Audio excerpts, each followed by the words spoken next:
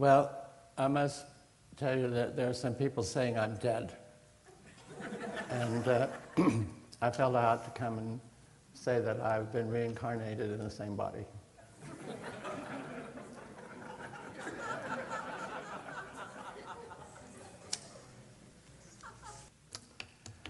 Okay, I'm going to talk about the future because I think that we're far too much trapped in the past. We have a vocabulary for what we are interested in that's at least 200 years old. And our reality boxes are locked into the definitions of the vocabulary, you know. But things are going to change. And I know they are, and that's what I'm going to talk about today, if I can hold it together that long. You know, the future is a very nervous frontier. And that's why we like what happened in the past. And we model our models after what has happened in the past. Do you all understand what a model is? You know, that's the way they thought about it, so it must be correct. So that we bring that model into the present, and then because we brought it into the present, those that come after us carry it into their present. Can you think of any reason why the old models should change? Sure. Why is that? They're imperfect. Pardon? They're imperfect. Oh, Dr. Tiller says they're imperfect. But that doesn't mean they can change. Oh, of course not. Oh, see? I always win when I talk to Dr. Tiller. Yeah, imperfect models taken as doctrine and carried and taught to us, and we're likely to do the same thing. But things are going to change because science is changing, and science is opening up a world or a model that hasn't existed since 3,000 or 4,000 or 5,000 years. And actually, the model that science is opening up is probably not the same exactly, but it's a model similar to what you find in the Sanskrit language of at least 3,000 years ago. And if you will bear with me, I'd like to talk about that and tell you about that. Is that all right? Okay. Another thing I'm going to point out is that there's a difference between making theories about something or the facts, the phenomena we're interested in, and actually experiencing them. I am an experientialist. I mean, you can have an intellectual image of something, you can have an intellectual model of something, but unless you experience it, it's just purely intellectual. Would you agree? Yes. And one of the things that went around parapsychology is that it never went into experientialism because they had to follow, or they wanted to make parapsychology phenomena acceptable to science. So, you know, if somebody experiences something, you can't actually drag the experience into the laboratory, right? Because when you experience it, it happens like this. And I'm going to give you an example. One is on a vacation in the mountains. And one is walking up a path that is going up the mountainside, observing the great scenery, right? Have any of you ever done that? And one is walking around saying, wow, this is great, and this is so forth and so on, and suddenly the body stops. The body stops. One is continuing looking and doesn't realize that the body has stopped. And then it becomes aware the body has stopped, and the body takes 3 steps backwards, and the cliff falls away, right in front of this person, and suddenly the knees get all so forth and so on, and then this one walks over and looks down there where the body would be, mangled, right? That's an experience that doesn't involve consciousness. And then one says, I'd better go back to the lodge. When one goes back and drinks 6 martinis. Now, you can't drag a thing like that into parapsychology laboratory, right? But this is what we're interested in, right? We're interested in this kind of thing. That can't even be called a premonition because it wasn't even conscious. What would you call it? Well, we know it's subconscious, but what would you call the experience? An anomaly. That's the best word we can get up for it? We don't even have a word for it. The parapsychology and psychic literature does not have a word for that kind of thing. It has a word if you get an impression that something's going to happen. That's called a premonition. But that's after the fact, right? You have to wait to see if the premonition is going to come actualize or not. So we have a word for that, but we don't have a word for the most famous phenomenon in human history, what actually must be the most famous enduring phenomenon in actual history. Something in our system saves our lives. Do you understand what I mean now? Experiential?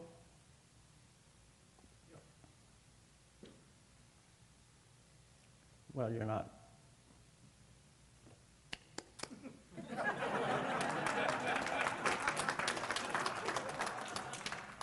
So what does parapsychology test when it drags something into the laboratory? Give me some examples. Are you dead-headed tonight or what? Come on, give me some examples. What do parapsychologists test? Is there any parapsychologist here? Telepathy. Psychokinesis. Precognition. Intervention. Intervention's getting quite near what I was talking about. Michael Persinger does what? He puts a skidoo helmet on people and he shows like pictures. Yes, sir. I have been in that helmet many times.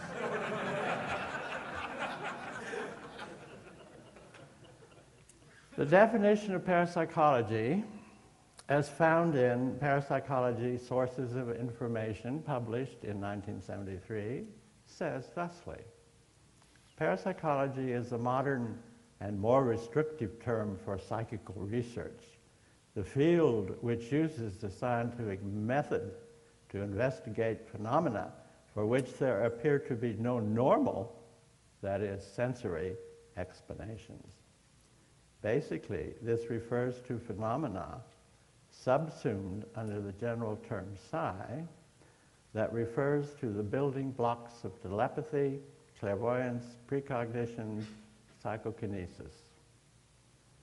Did you know that's the working definition of parapsychology? Well, here it is. I printed it out large so I could read it. You know, I'm getting old. Do you know how old I am? How old do I look?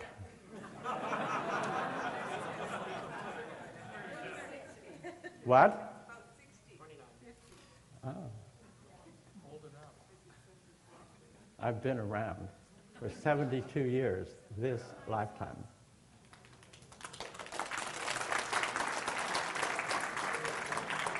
Thank you.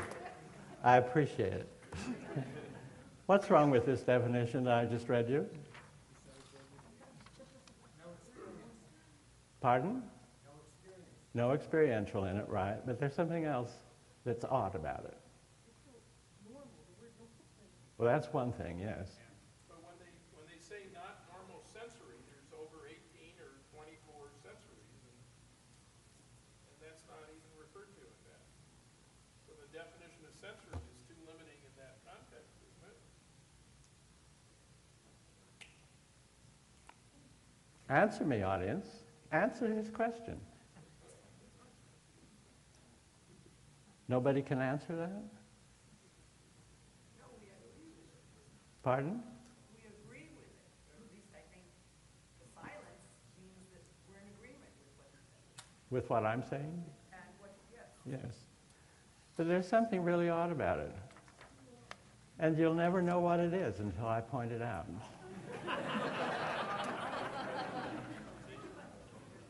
There's one thing in this definition that's so taken for granted that it doesn't even appear as a question.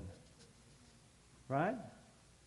I'll read it again. I'd like to know if you can spot it. Parapsychology is a modern, more restricted form of psychical research. The field which uses a scientific method to investigate phenomena for which there appears to be no normal sensory explanations. What is the scientific method? Repeatable what? But you can't repeat that experience. Yeah. You're not quite following me. Testable, repeatable. We are questioning which scientific method.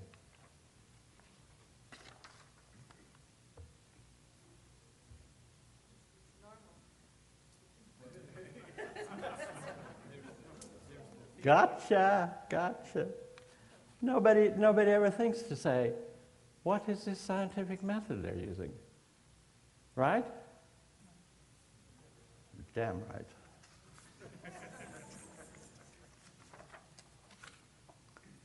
What is this current wonderful scientific method based in?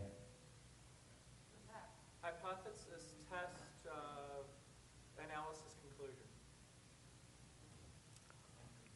It's based in materialism, which has defined the theory that physical matter is the only reality, and that all being and processes and phenomena can be explained as the manifestations or results of matter.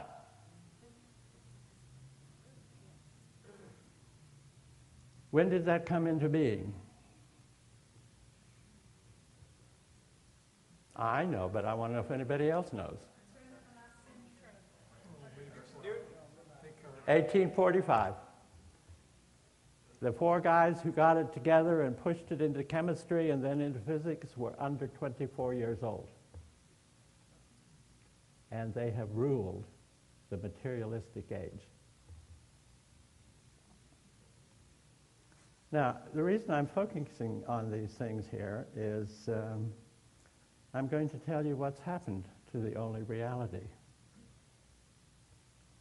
See, if it was just a theory that physical matter exists and that processes and so forth and everything can blah, blah, blah, blah, and everything, but it's the only reality. This definition is taken from my trustworthy Webster's Intercollegiate Dictionary of 1974. This was still the official definition of materialism. Only reality, I'm arguing, you see. So when people say the scientific method, they're referring, by implication, to the matter is the only reality. So if there's something around that is not made by matter, is not matter or something like that, they cannot test it with the scientific method because it's not made of matter. Got it?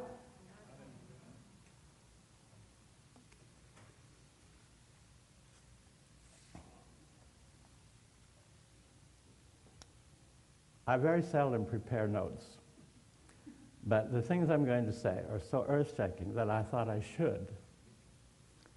And I'm going to point out one thing that the material sciences cannot explain, account for, or even find the mental processes that go on in it is consciousness.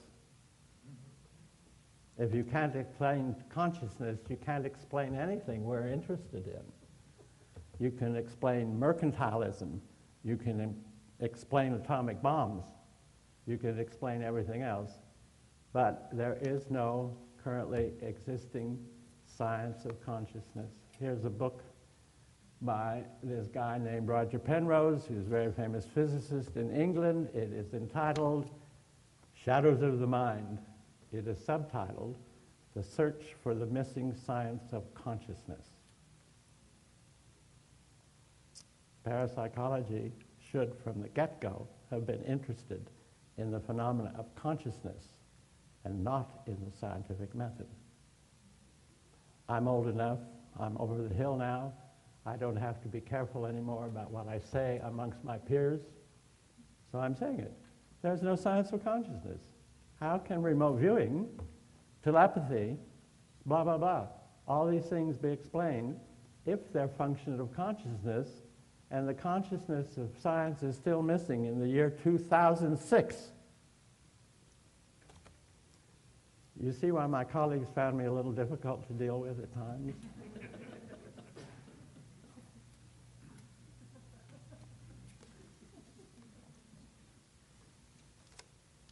It has turned out, according to this book, you see, if I say it on my own, nobody believes me, but if somebody of this standing says it, then they have to chew on it at least a little bit.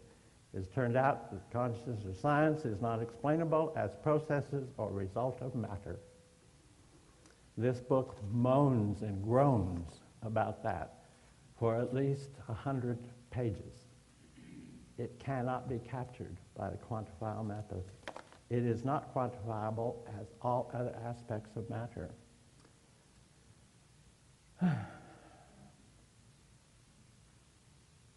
It does ask, I must say, what new physics we need to understand consciousness and the mind as well.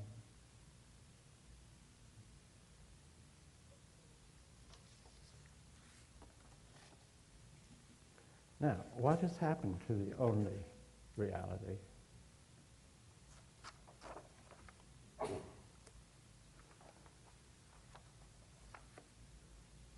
I tried to bring along a few things. First of all, this is Scientific American. I don't know what the date is, but here's the cover. Has science missed half the brain? The brain is a matter thing, you know, and scientists have now begun to realize that they've missed half of it. Well, there it is, Dr. Tiller. I read it too. You wrote it too? I read it. Oh, you've read it. Good. Isn't that funny? I think it's hilarious. They've been researching the brain for all this time and they missed half of it. These are the glial cells that were thought for a long time to merely bring nutrition to the synapses in the neurons, and the vitamins that they needed to work on and things like that. But now it's been discovered that the glial cells carry at least 100,000 times worth of what we might think of as digitalized information as well as nutrition to the neurons. Did I get it right? Yes.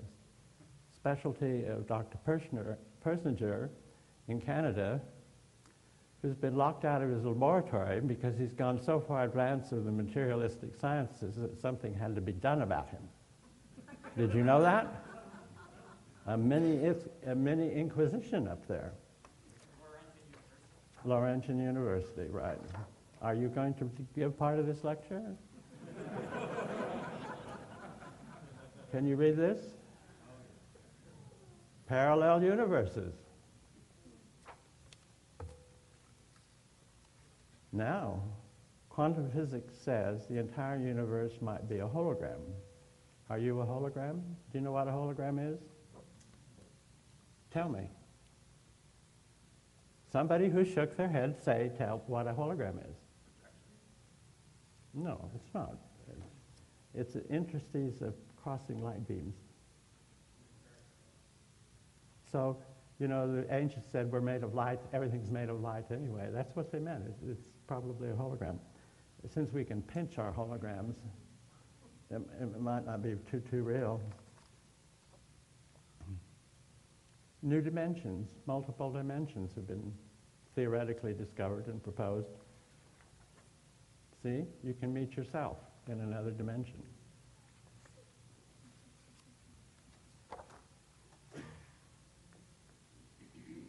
Scientific American thought the advent of the parallel universes thing was so important that they published a special little issue on it. Isn't that wonderful? The venerable Scientific American who was strictly materialistic for 120 years. Do you know what the quantum realms are? Well, with these discoveries here, do you think that matter is the only reality? No. Dark matter has been discovered.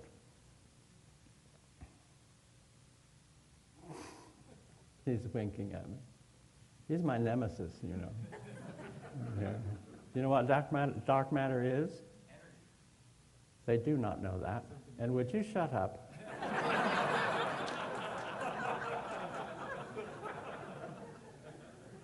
I think I should ask him to shut up because they've also discovered dark energy. Do they know what dark matter is? No. Thank you, Dr. Tiller. Do they know what dark energy is? They've also discovered subtle, sexy, erotic, all kinds of energies. These are the words they use to identify them.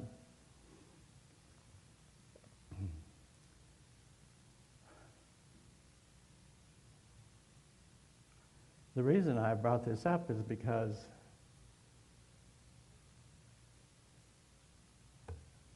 astronomers and scientists began to discover that there was more stuff in the universe than matter alone could account for.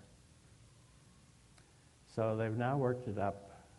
It's been shifting around the percentages of matter and all these other things and so forth and so on to where the matter as the only reality only now accounts for 4 to 7% of the universe. Scientists are saying that, not me. If I said it, they'd have thrown me out of the International Remote Viewing Association even. But matter's gone. I mean, it is not, well, it's here, of course, and we're trapped in it. But as the only reality for the only science, or the only science of matter has now begun to discover that matter is not the only reality. And do you think the media tell you that?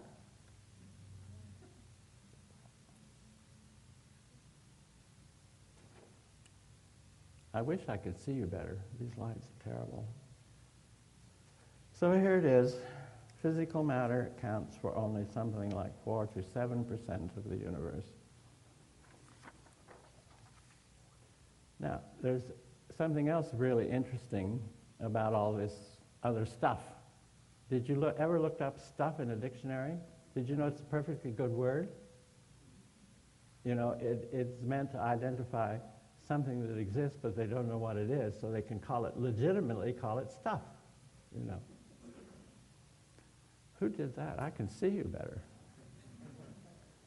The thing about all this other stuff is that it all interpenetrates each other. Does anybody here know what the word interpenetrate means? To penetrate between, within, or throughout, to mutually penetrate, to spread or diffuse through, to permeate. Your physical body is sitting here, and all this other stuff is interpenetrating it all of the time. Did you know that? You didn't know that? You should subscribe to a few science magazines and instead of watching CNN, and you might find out about it. All right, so matter alone is not going to tell us what the universe is made of. Matter alone is not going to tell us what consciousness is made of. Matter alone is not going to tell us what telepathy consists of, or precognition, or even remote viewing, right? So that part of what we're interested in studying is over with officially. And I'm going to tell you, there's a really cute story that shows where it has begun to change everything. Interpenetrating. There was, in the medieval ages, a term that was used, quintessence, which was thought to interpenetrate everything and was, some people thought back then, the basic building blocks of reality in the universe. Is that right, Tiller? Yeah, they're using it. Well, it's come back now. I have a book on it. If you have a book on something, you think you know what you're talking about. There were also, in the Middle Ages and even earlier, back into Greek times, the word ether, or aether, which was thought to be the same, interpenetrating everything, including matter. There was also in Sanskrit the word akasha, or akasa. Are some of you familiar with that? Except in Sanskrit, the akasa was loaded with intuitive information. Did you realize that?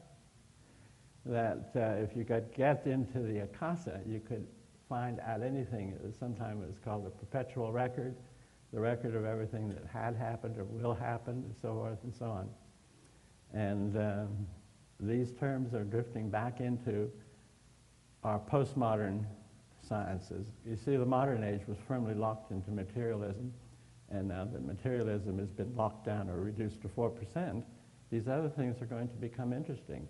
And that's why the future, what we're interested in, is going to change, because there may be some explanations in these other parts of stuff. Why does all information that's the human body process have to be explainable as physical source or processes? Are any of you asleep yet? Now, Sanskrit has a great deal to say about interpenetrating stuffs. And when Sanskrit was first translated into Western languages, you see, the interpenetrating concept, which is definitely in there. I have spent 2 years figuring this out, that there was the material level, there was this level, and they were all thought of as differently when they got translated into French and German and into English and everything. So we have the matter level, and we have the spiritual level, and we have this level, and so forth and so on. And these are thought of as distinct and separate, right? Stuff. Yeah. But they are stuff, and they're interpenetrating. And so in Sanskrit, other realities, see, I've entitled it, Sanskrit Other Realities. Oh, the quintessence book is entitled The Mystery of the Missing Mass of the Universe, the revised edition of the Fifth Essence, published in 1971 by Lawrence Krauss, Chairman of Physics at Case Western Reserve University, if you're all interested in reading that. These things are called lokas, L-O-K-A-S, and most of them are based on the root word bhur, B-H-U-R, meaning earth, matter, material existence, and experience of man's earth world. Though the bhur loka refers to the material universe, and it's the lowest of the universes, the levels, whatever you want to call it. Above that, I'm going to talk about it from the English point of view. Above the bhur loka is the bhuvar loka. And when you enter the bhur loka, you become into matter. You are forming yourself into the material world. When you come into the bhuvar loka, the world of vitalistic manifestation of embodied life existence and becoming within emotions, passions, affectations, which desire is the pivot. This is called, in many mystical, the desire realm. Is any of that familiar to you? Just becoming matter doesn't do anything. You have to have desires and passions too. If you didn't have those, what would your physical body be?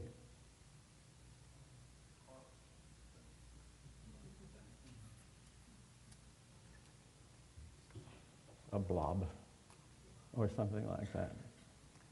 Okay.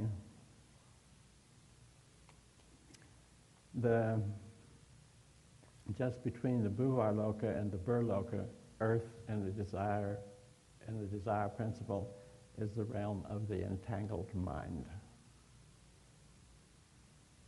It's in Sanskrit. The entanglements between physicality and the passions, and that ends up with the entangled mind, So if you can't get above those three lokas, you're sort of trapped in what is called the wheel of rebirth until you can get out of it. This is in Sanskrit, but I have a punchline that brings them all together.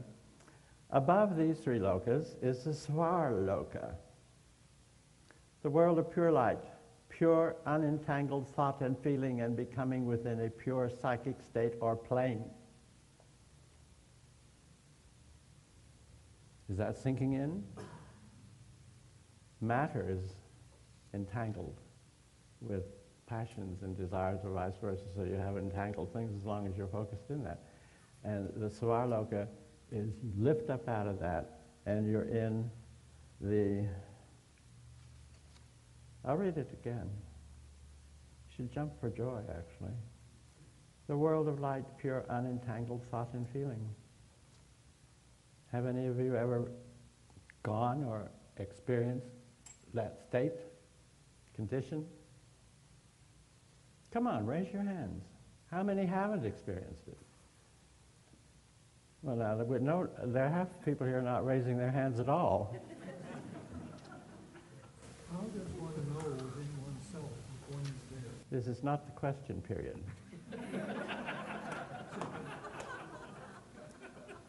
This is one of my great mentors, but he has to be controlled once in a while.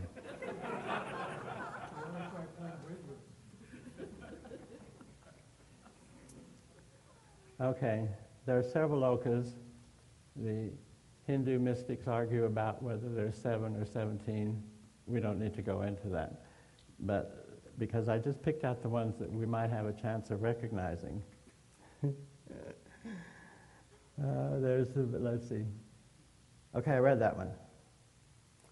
And I read Svarloka. That's the intuitional plane. Akasha, quintessence in these different languages. There's the Maharloka,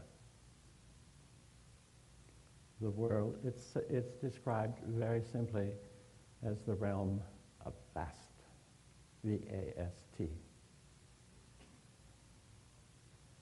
We would say in English, the realm of infinity, or something like that. And that's about all it says about it. Because obviously, the writers of these things here said if you're trapped in the first three lokas, entangled in things, you probably will never see the vast. We would say vastness, but they use the noun rather than the other word. So, now we would think of these as different levels, right? Down here, down here, down here, down here. But the clincher is that the Sanskrit discusses these as all interpenetrating. So we are within matter and within all of the other realms, but we don't know where we are exactly. We know we're in matter. Does anybody here not think they're in matter? I've met a couple, actually. Interpenetrating. The Sanskrit discusses what we call consciousness, but it discusses it in slightly different terms. All of these lokas are interpenetrating each other. They're with us now, just like other dimensions interpenetrating our dimensions here. And they are also interpenetrating our consciousness. And our consciousness is a big thing of interpenetrating of these different lokas. which means that they are available to us if we can figure out how to get out of the entanglements or something like that and tap into them. So when you have a spontaneous experience of another dimension, is that explainable by science? Did you experience it in spite of that? How many here have experienced another dimension? Oh, see? Is remote viewing indicative of another dimension that transcends physical matter, energy, space, and time? Good. Have I bored you? No.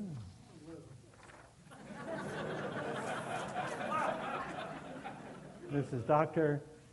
What is your name? This is Dr. Stanislaus Ojak. He's a psychologist, right?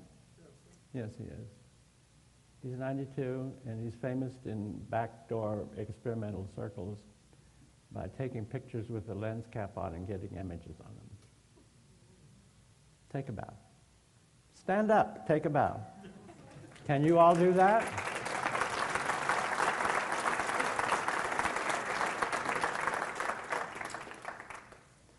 Now, you see, the disappearance of the matter-only theory has got to have great repercussions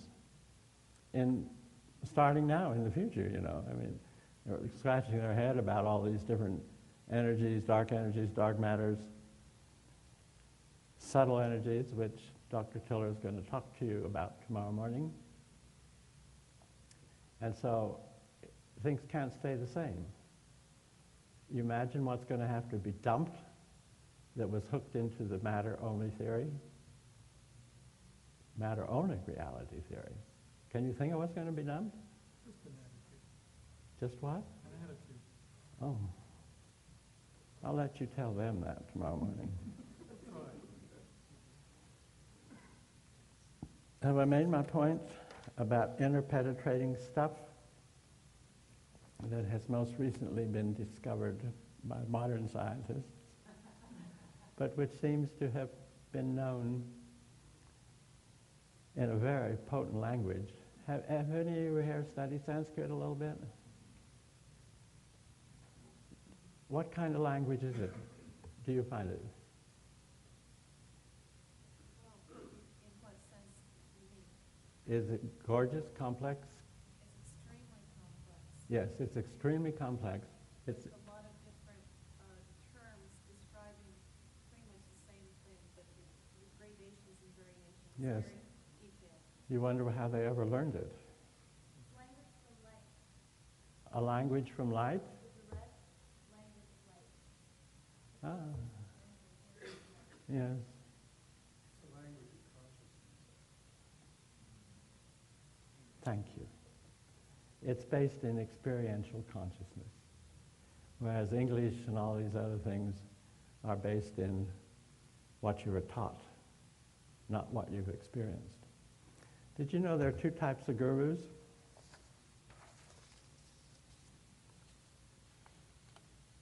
Well, yes or no? No.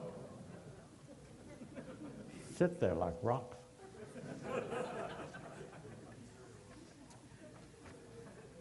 I lean very heavily on The Language of the Gods by Judith M. Tyberg. The second edition, published in 1976, called The Language of the Gods, Sanskrit Keys to India's Wisdom. And also on Arthur and Anthony MacDowell's A Practical Sanskrit Dictionary, published in 2001. And also on the Hindu guys that ran my local magazine and newspaper and cigar store in New York, who actually had learned Sanskrit. So when I couldn't figure out a Sanskrit thing, a word, I took it up to them and I said, is this the right translation? And in the book, you know, they could, you know, it's the language of consciousness. So when a Western person translates it as an aspect of matter, I have a right to find out. So these guys in the tobacco shop said, oh no, that doesn't mean that. So I was helped by these three sources, by the way. But Judith Heiberg's book is a wonderful book. Are any of you here familiar with it?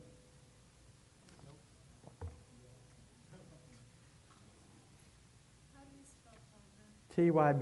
Tyberg.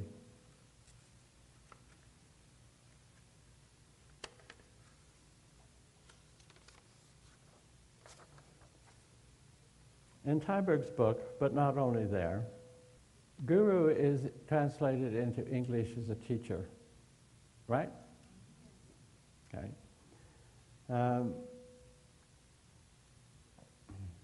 There are three different aspects to this.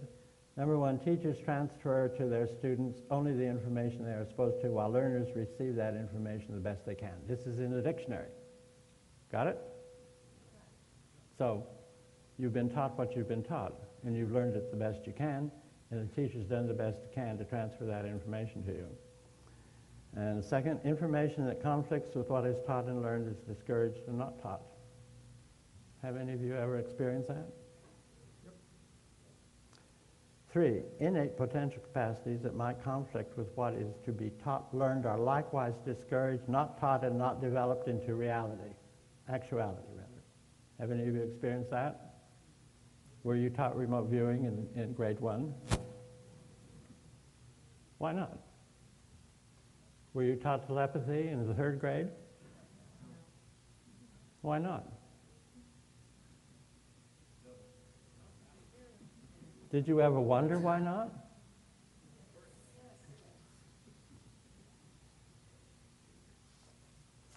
I'll be easy on you here tonight.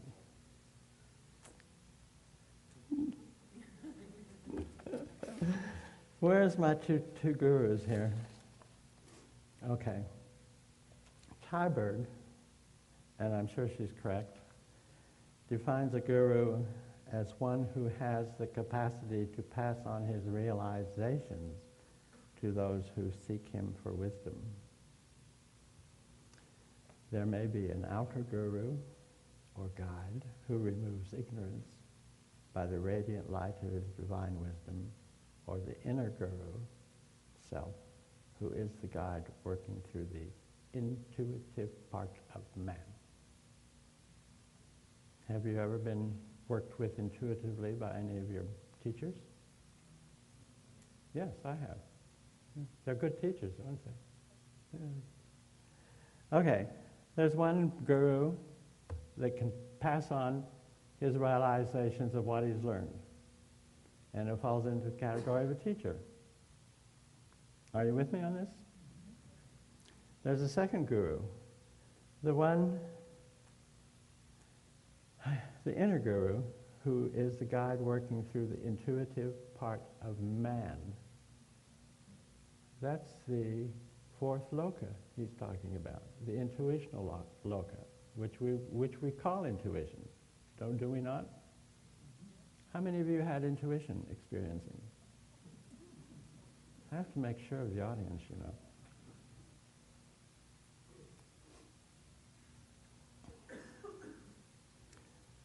Do you know where the word guru comes from in Sanskrit? No.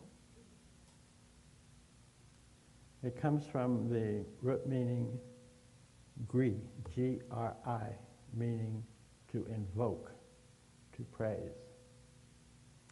So a guru is basically supposed to be, anyway, invoke something in his chelas or his students. What would be the most likely thing that the second guru would try to invoke in his students? Intuition. He uses his intuition to invoke the intuition category or capacities of his students. That's different from just left hemisphere teaching, isn't it? That falls sort of into a right hemisphere interaction between teacher and student. We don't know that, but they knew it way back when, these Sanskrit people. Now, have I bothered you enough so far? Yes?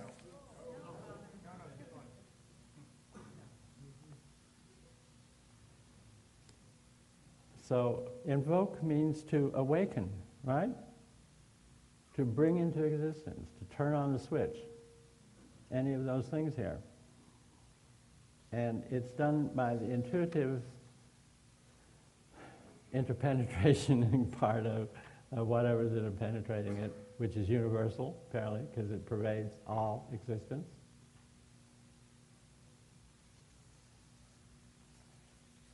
And so you can awaken intuition, and when you awaken intuition, you awaken the powers of intuition. We think of all this differently, you see. We think all of these powers are separate things. But what if they're all functions or modulations of intuition? Precognition, telepathy, so forth and so on, are just modulations of what we have translated into English from the Sanskrit as intuition. Just turning the dial on the band or something like that. And when the Sanskrit people got together, they thought they could, you have forewarnings, you have premonitions, you have this and that. These are spontaneous occurrences, right? If you work for them, you don't get them. I'm talking about the spontaneous experiential kind. Because if you don't plan to have them and they happen anyway, then they're more real, as if you try to happen and you mess it up. So these things, let's divide intuition in compartments, but it's all rotating. They're all interpenetrating with each other and everything. And at a certain modulation, you get intuition, what we would call intuition. We also could get telepathy, we could get clairvoyance, we could get traveling clairvoyance, and now remote viewing as it's now known, things like that. And these were referred to as the Siddhis, S-I-D-D-H-I-S in Sanskrit. And there's a great deal of argument among scholars about how many Siddhis there are.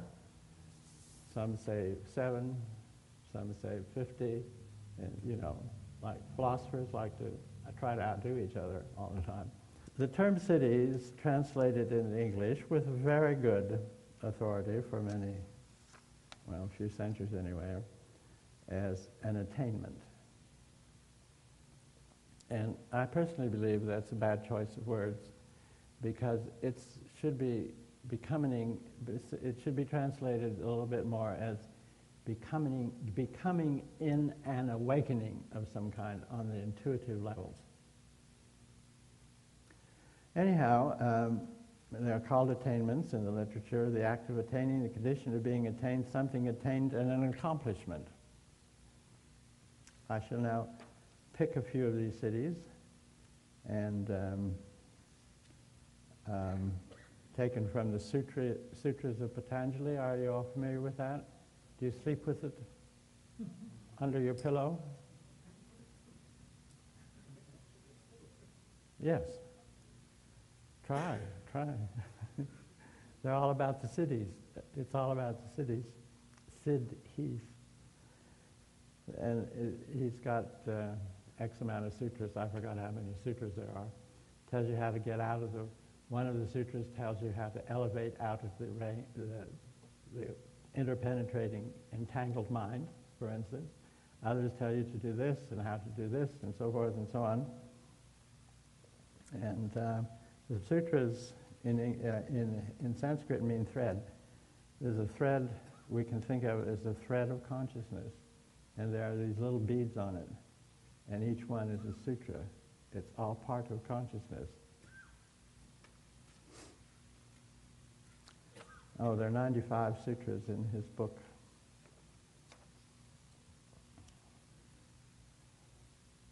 There's one sutra, Siddhi, that is called Trikala Jnani Siddhi. And the least complicated way of defining this Siddhi is given as attainment of knowledge, knowing of past, present, and future via divining deeply into an object, premonition, phenomenon, or idea. Do you know how to do that?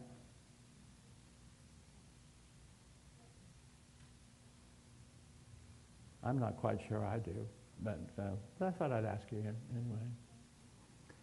There's the Dharana Siddhi, concentration, the binding of deep consciousness and awareness to one place, object, or idea until all aspects are revealed. We have hints of that in remote viewing, by the way. Do we not? There's the dhyana siddhi, a type of non-objective meditation or contemplation which releases you from the more undesirable lokas, such as matter, entanglements, and desires and passions. And then there's the samadhi siddhi. You have to work to attain these, you see. The balanced state to hold together completely, being one with, so as to attain unities of deep perceptions. Samyama. Oh, sorry, I missed that. Yeah, samyama, which transcends the plane of consciousness directly focused on gross physical matter only. Do you think this is not going to be rediscovered maybe 100 years from now? Because we have all of these interpenetrating universes confirmed by science.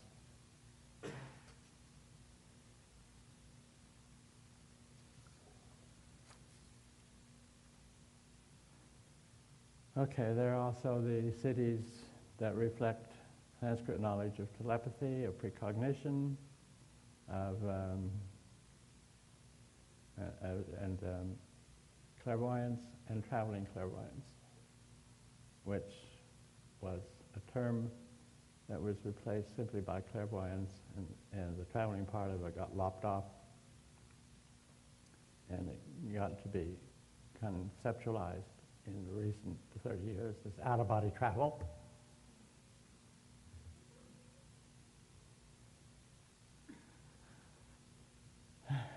You see why I had to bring notes?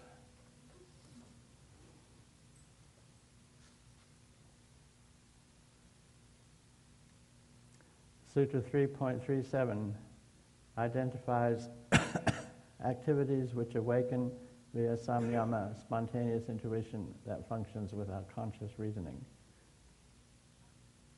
So if you're walking along a cliff and your body stops without conscious reasoning, you take 3 steps back, what has gone on in your motor cortex? It takes the motor cortex to stop the body walking. It takes the motor cortex to move any motion at all. So the motor cortex has taken over because it or something like it sensed danger that you're too stupid up here to realize, and just move the body back without any conscious reasoning.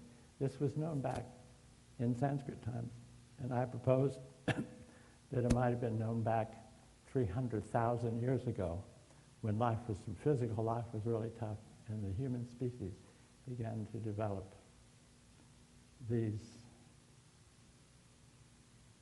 life-saving intuitions and so forth. As a matter of fact, I'm told the American Indian nations still have terms for those. So, I mean, they do go back, they predate Sanskrit. Parasita, the city Parasita, knowledge of others' mental image pictures. What does that mean in our English? What? Mind? Speak up. Mind reading, right.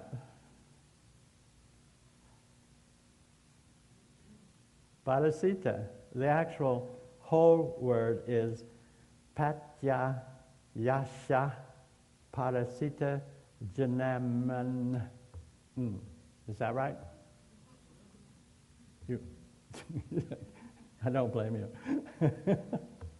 Yeah, the knowledge of others' mental image pictures is obtained via this city. We refer to that as mind reading or telepathy, right? What is the most hated of the superpowers or the cities? Which one? Telepathy. Nobody wants their minds read. Do you want your mind read? Yeah.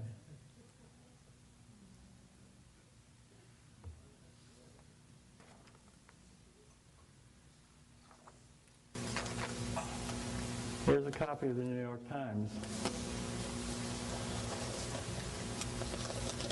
for Tuesday, January 2006, January 10th. Can you read it?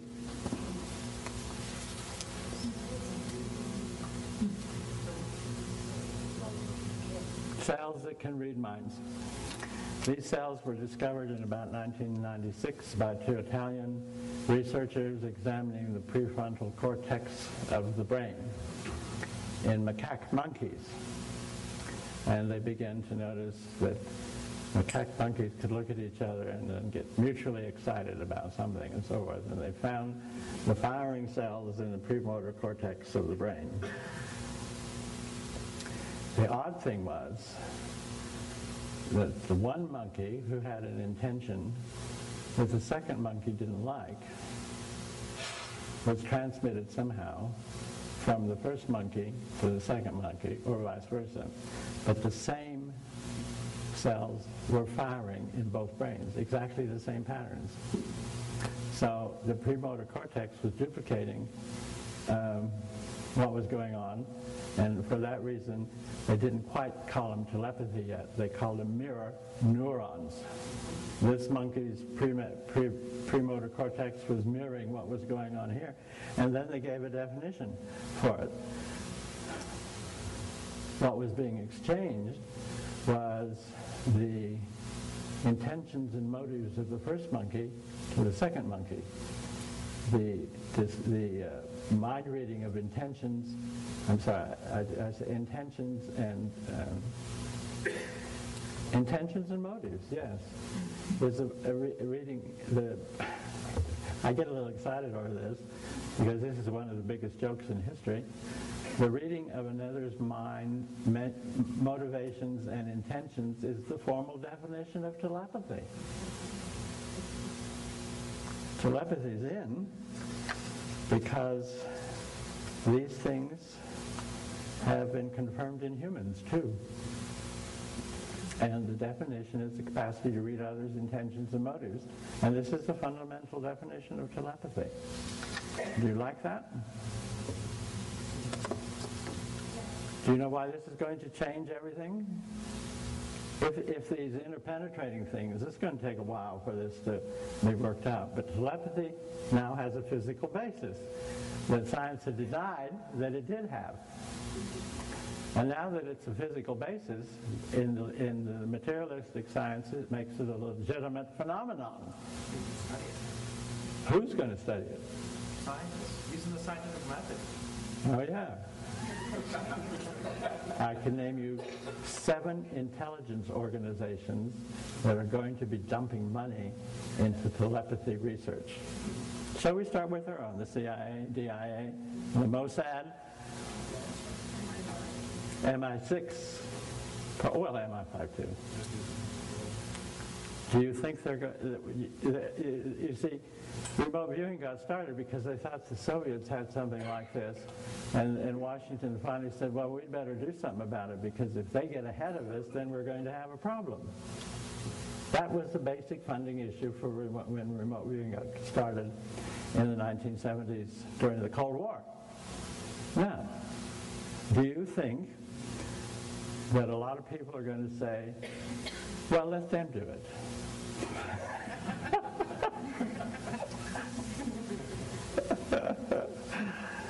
I wanted to talk a little bit about the future. I could say more, like, can the motor cortex be trained?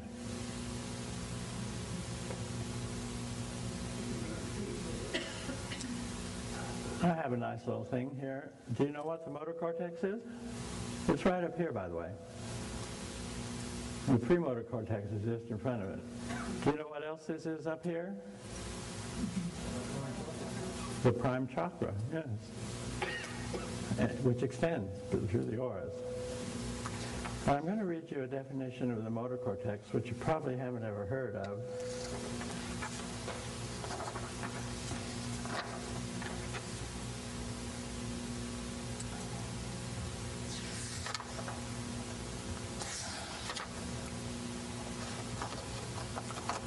Motor phenomena are regarded as necessary in all mental processes. Whatever sense the stimulus is given, the impulse has to go through the motor image centers. Did you know that? I did not know that for a long time, but eventually I found out. But without the motor cortex, what would your bodies be doing? What? Dying, probably. Be a blob, anyway. Now, can the motor cortex be trained? Have any of you ever learned to ride a bicycle? Did you teach the motor cortex how to do it? And when the motor cortex learned to do it, what happened? It became automatic. Did you ever learn to drive a car? Yes, the motor cortex can be trained. If the motor cortex can be trained on anything, how did you learn to speak a language? That's the motor cortex doing this. The reason I had a little difficulty with Italian versus French and German and English, French and German and English all use the same mouth and tongue movements. Did you know that? But Italian is different. You have to build in a whole separate motor cortex response program for that, because easy. We say easy in French, and it's facile in Spanish, and it's facile in French and everything like that, but in Italian it's facile. And I said, why am I having such a tough time? I was trying to learn this in the Romance language motor cortex units over there, but you have to build a whole new one, right? So if you build a motor cortex program which matches what you want to do, it will become trained and it will become automatic. That is now beginning to be understood. That's what happens in good remote viewing training, by the way. You build a program into the motor cortex which takes care of the information signals and so forth, and you don't have that to start with, but you can create that and build it.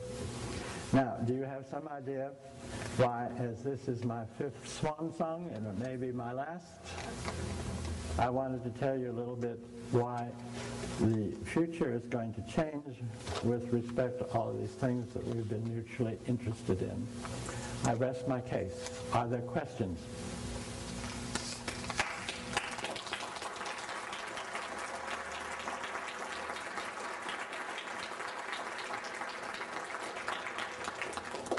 Last time I spoke, you drove me off the speaking platform before I was done. Do I have time for 3 questions? Any questions? Yes, ma'am. I have a question about the contestants. Well, I think you'd have to get that book. What is your question? What exactly is it? They don't know. They can talk about it. They can assign a name to it. And then they say quintessence, and that's the name for it, but they don't know what it really is. Do you know what love really is? It's an experiential feeling, and it's called, you assign a word to it, and then you think you can talk about it, and you know what the word means, and so you think you know what it is. But basically, it's an experiential experience. And if you've never had that experience, you won't understand the word. Right? Okay. The book. I bow to the book, by the way, because it's rather out of my expertise, and I think you should go to a direct source. Yes, sir. You say this is going to change in the future. How do you expect the future to change if we have this policy of no child left behind? They can't even get outside of math and science. Well, at my age, I don't care anymore. Sorry, Bill. Yes, ma'am. Translation question. I was wondering about the word entanglement and the Sanskrit language. Does it in fact translate precisely to Yes, entanglement? in this case, yes. And it is used, Sanskrit has 5 or 6 different words for the same thing, as this lady mentioned. And so, when you translate one of those words into English, you take the nearest English equivalent, and that's what you pop onto it. But most English words don't have 5 or 6 different variations of them, but Sanskrit does have that. But entanglement, which is actually a very old word, the early theosophists were using it, and a number of alchemical researchers of bygone years, metals get entangled. Yes, it's a perfectly good word. It's just very seldom used. And the other word that's very seldom used when things are translated English is interpenetration. But you can go to Sanskrit sources to sort this out, and I advise you to do that if you're interested. Yes, sir. I admire you for your courage, but I want to ask about the future. Should people pick up on your work where you left off, or should they pursue their own style, like pursue their own? Well, they do that anyway, anywhere, in any field. Everybody wants to do one-upsmanship. And so I don't blame them. I think that's fair, you know. I did my lot because I got paid for it. Well, a little bit anyway. And I wouldn't have done it actually, except a very highly placed person appealed to me saying, it's your national duty to do this. And I said, oh. I said, how much do I get paid? That went on for about 7 years, by the way. Any questions from over here? Yes, sir. Do you ever feel like you affected a remote viewing target by viewing it, or is it just more like passively receiving information? Well, we only have one confirmed event on that, and that's the famous magnetometer experiment. But when you're trying to, you see, the CIA wanted psychic spies. And we figured out we could get the person there by coordinates, which really did work, you know. But we didn't know if we ever affected anything there. But the magnetometer result came about. Probably a lot of you are not familiar with it, you know. I was dragged off one day to the Bavarian Physics Hall at Stanford University down into the basement, and there was a magnetometer there, and the machine and everything, and they said, can you affect that? And I said, well, where is it? I can't see it. He said, it's buried in 5 feet of cement underneath your feet. It's surrounded by all of this and everything, and a super cooled shield and so forth and so on. And I said, how am I supposed to view something unless I can see it? This little recorder was doing this, you know, nothing was affecting this machine down there at all. And it was just doing this and doing this. And I said, well, I can't see it. So I said, let me try and draw it out on a piece of paper. So I drew it out did a little sketch of it. And as I was doing the sketch, I could see the sketch, which means my motor system could see it, I suppose. And this little wavy line went. This doctor, I forget his name, he was such a nice guy. He had 5 or 6 doctoral students witnessing this. There was a famous physicist from China. There was Hal Puthoff and myself and maybe someplace else. The doctoral students took one look at this and turned and left the Bavarian basement of the Bavarian Hall of Physics without a comment. And one of them bumped into one of the big supports of the roof there and practically knocked himself out. And then, what's his name was looking there, and then Puthoff, you know, Puthoff's always gung-ho. He said, can you do it again? So now I knew what it looked like. I'd never seen a Josephson Junction before in my life, and that was what they had down there. And so I just looked at it, and I scanned this down here, which put me into quantum reality contact with that down there. Is that right? Good way of saying it? So when you can see something here, you're in quantum reality contact through all of these interpenetrating things, and you can get the information of it. And it did another little weak jiggle. And then the physicist said, then Puthoff turned to the Chinese physicist and said, would you sign you witness this right here? And so that broke the quantum reality type of thing. But that was one shorter way of saying that quantum, actually, I've never quite understood what they mean by quantum. You know, it's just a physical unit, word they've signed to some sort of unit and everything. But it's part of the physical and other interpenetrating universes. So if you can see something, it will, I suppose if you have enough power like I do, affect this thing over here. Anyhow, do you know how many Washington guys came out to visit SRI after that event?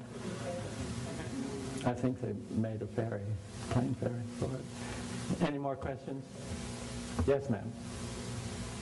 Have you looked into the future from the standpoint perhaps of trying to understand the implications of the Mayan calendar in 2012? What is I have tried to do that. I think they just got tired of making a calendar so far ahead of time that they stopped.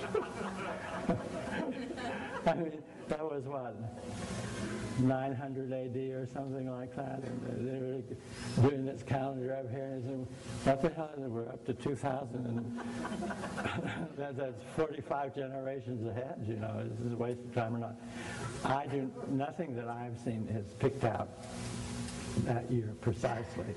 But aside from that, it could be the date that the Greenland ice pack slips into the Atlantic Ocean, which is going to maybe stop the calendar or something like that. But intellectually, I can see the romance of that, you know. But in my perception, I don't have any particular impression about that particular date. Yes, ma'am. From your lecture, I was referring to the inner guru, which are referring to necessarily always one individual in the body, or also one that might not be. Well, the literature that I was referring to was referring to the one in the body. But there is a loka that I didn't mention to you that is part of this interpenetrating thing, where what they call these deities that can talk to you if you get your mind up there or something. It's all interpenetrating, you know. And this is all in consciousness too. Just because we have these areas blocked off or retarded or something or not turned on doesn't mean they don't exist in each of us. So, yes. All right, I'm getting tired. Any more questions? Are you getting tired? Another question here. I've been reading recently about Hermes Trismegistus, and there seems to be some confusion about the time period in which he mainly lived. Have you ever looked at that? No, I haven't looked at it, but there is a lot of confusion about where in and if he existed. I was interested in those when I was 25, those kind of books when I read all those, but he's now out of favor, by the way, because they can't pin him down, really. There are several entities like that. Have you had enough? I thank you for... Yes, ma'am. The phenomena of the crop circles, do you know or in between, is there any message with that? No, a very famous crop circle person visited me about 10 years ago, and we went to dinner, and I didn't say anything, he didn't say anything about crop circles, and finally at dinner he said, Ingo, what do you think of crop circles?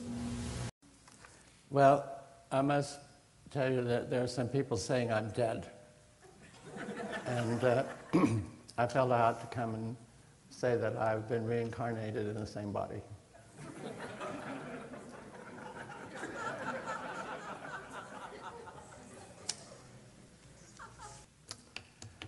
Okay, I'm going to talk about the future because I think that we're far too much trapped in the past. We have a vocabulary for what we are interested in that's at least 200 years old. And our reality boxes are locked into the definitions of the vocabulary, you know, and but things are going to change, and I know they are, and that's what I'm going to talk about today, if I can hold it together that long. You know, the future is a very nervous frontier, and that's why we like what happened in the past, and we model our models after what has happened in the past. Do you all understand what a model is? You know? That's the way they thought about it, so it must be correct. So that we bring that model into the present, and then because we brought it into the present, those that come after us carry it into their present.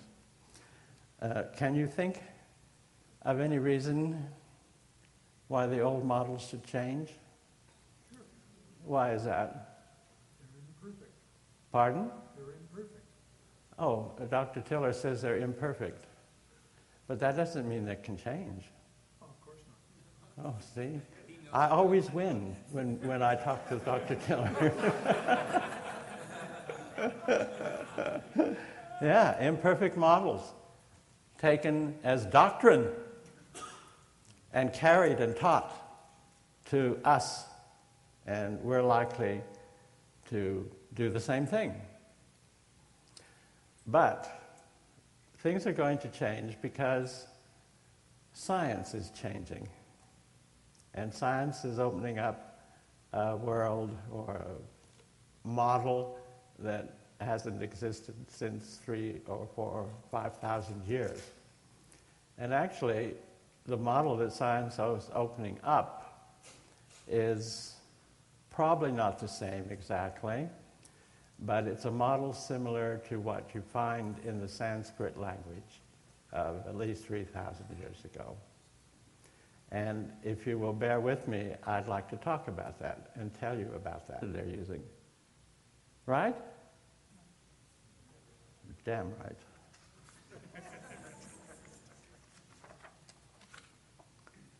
What is this current wonderful scientific method based in? Hypothesis, test, analysis, conclusion. It's based in materialism, which is defined the theory that physical matter is the only reality, and that all being and processes and phenomena can be explained as the manifestations or results of matter.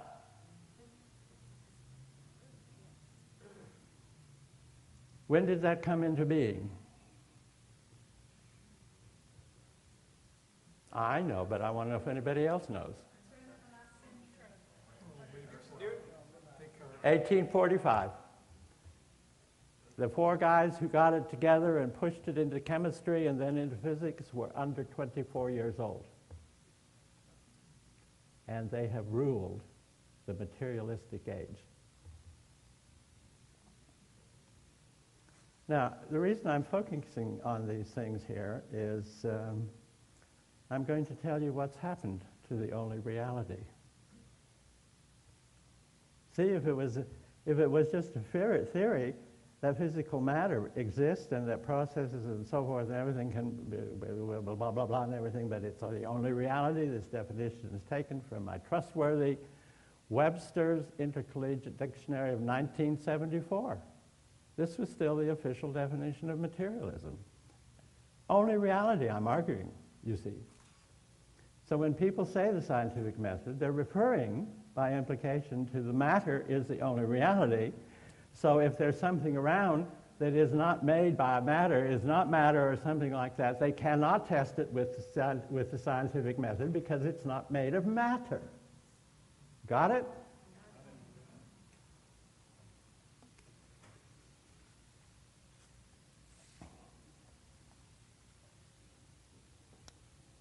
I very seldom prepare notes, but the things I'm going to say are so earth-shaking that I thought I should. And I'm going to point out one thing that the material sciences cannot explain, account for, or even find the mental processes that go on in it is consciousness.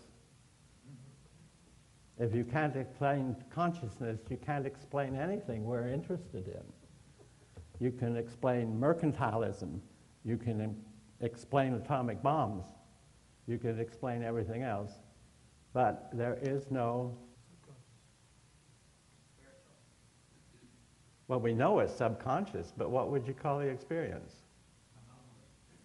An anomaly. That's the best word we can get up for it? We don't even have a word for it. The parapsychology of psychic literature does not have a word for that kind of thing. It has a word if you get an impression that something's going to happen. That's called a premonition. But that's after the fact, right?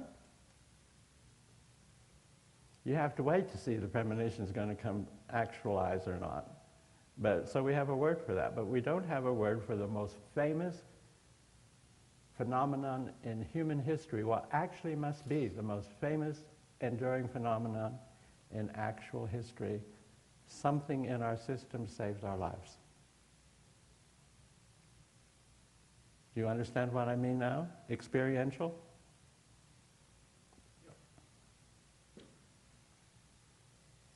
Well, you're not.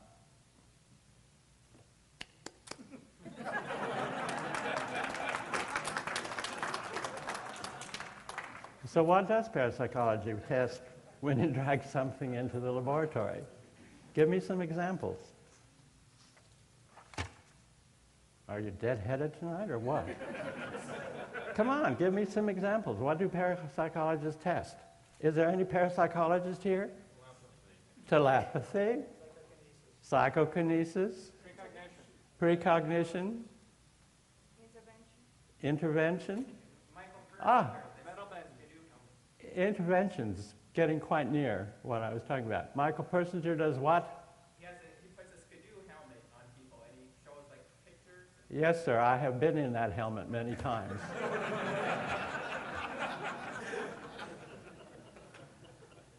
The definition of parapsychology, as found in Parapsychology Sources of Information, published in 1973, says thusly: parapsychology is a modern and more restrictive term for psychical research, the field which uses the scientific method to investigate phenomena for which there appear to be no normal, that is, sensory, explanations. Basically, this refers to phenomena subsumed under the general term psi that refers to the building blocks of telepathy, clairvoyance, precognition, psychokinesis. Did you know that's the working definition of parapsychology? Well, here it is.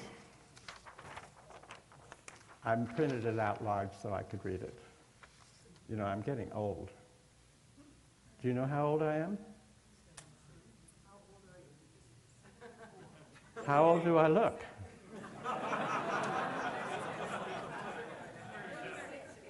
What? Oh. I've been around for 72 years, this lifetime.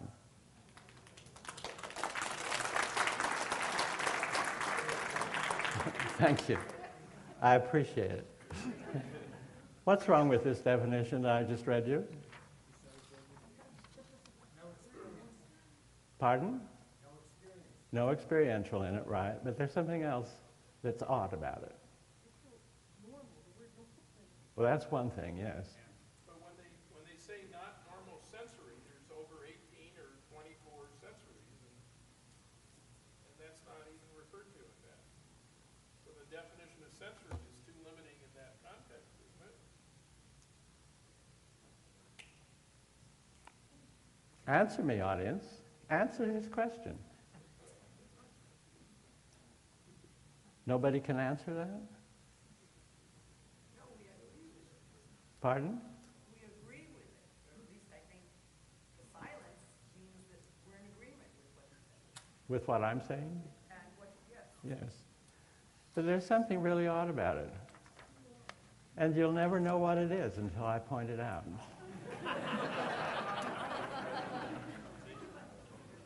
There's one thing in this definition that's so taken for granted that it doesn't even appear as a question.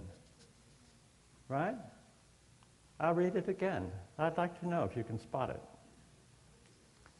Parapsychology is a modern, more restricted form of psychical research. The field which uses a scientific method to investigate phenomena for which there appears to be no normal sensory explanations. What is the scientific method? Repeatable what?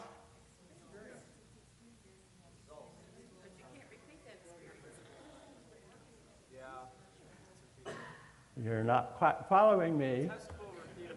We are questioning which scientific method.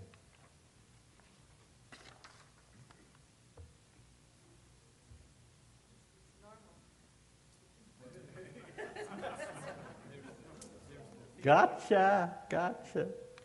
Nobody ever thinks to say, what is this scientific method? Is that all right? Yes. Okay. Another thing I'm going to point out is that there's a difference between making theories about something or the facts, the phenomena we're interested in, and actually experiencing them. I am an experientialist. I mean, you can have an intellectual image of something, you can have an intellectual model of something, but unless you experience it, it's just purely intellectual. Would you agree? Yes. And one of the things that went around parapsychology is that it never went into experientialism because they had to follow, or they wanted to make parapsychology phenomena acceptable to science.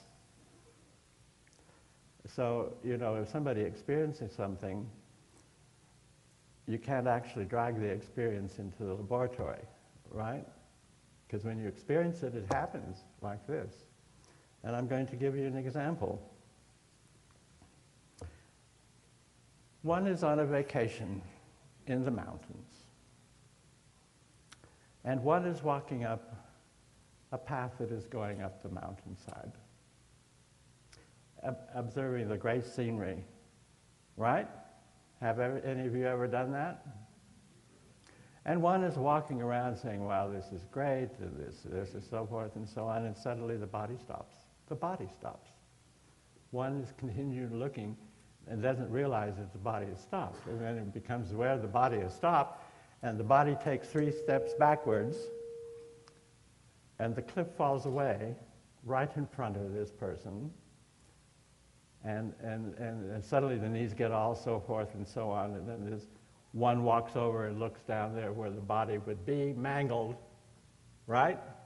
That's an experience that doesn't involve consciousness. And then one says, I'd better go back to the lodge. When one goes back and drinks 6 martinis. Now, you can't drag a thing like that into parapsychology laboratory. Right? But this is what we're interested in, right? We're interested in this kind of thing. That can't even be called a premonition because it wasn't even conscious. What would you call it?